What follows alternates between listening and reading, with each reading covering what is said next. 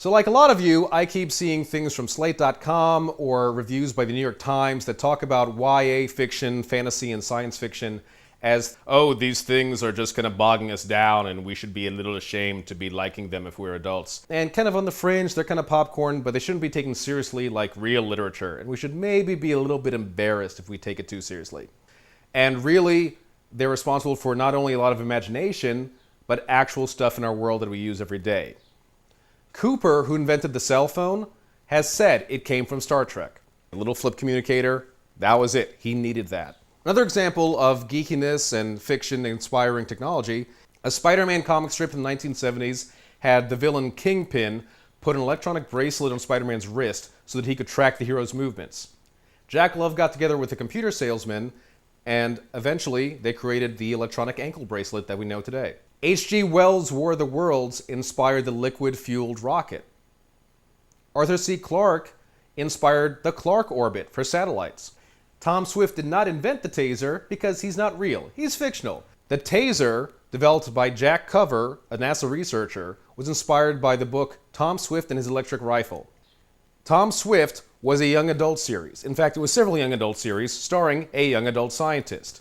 Now you might ask, who downplays that? Actually, sadly, there are still a lot of critics who do.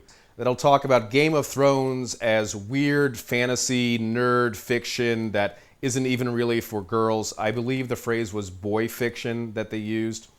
When I was a kid, Ender's Game was considered science fiction. That was it. It was science fiction. It was a good story. It involved science. It had space. It is science fiction. Now, it's considered young adult fiction because the kid is a teenager and suddenly that changes the category. And that it actually prevents young adults from wanting to achieve grown-up fiction later because they figure the grown-ups are all reading what they're reading. This is all stupid and self-conscious. It really is. I know you should be diplomatic. No, it's stupid. Embrace what you like. Enjoy what you like. Don't take any embarrassment from it. Certainly don't tell other people they should be embarrassed for liking what they do. Why would you want to limit fiction? Why would you want to put it in boxes that imply this should be taken less seriously? Unless they like the Kardashians. You should be embarrassed for that. Really. What do they do? Okay, we'll talk about that another time. The point is, if these things inspire and engender imagination, they should be cherished and embraced. And God, as if teenagers don't have enough to feel self-conscious about, do not make them feel self-conscious about enjoying something they read. Tell me what you think. You can leave comments. I'm on Twitter, @Sizzler Kistler. Hit me up.